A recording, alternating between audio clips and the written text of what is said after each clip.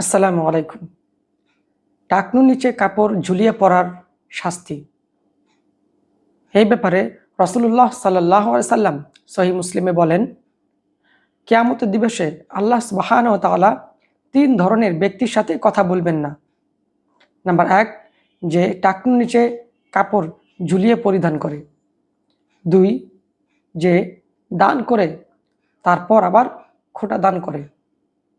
৩, যে মিথ্যা শপথ করে পণ্য বিক্রয় করে।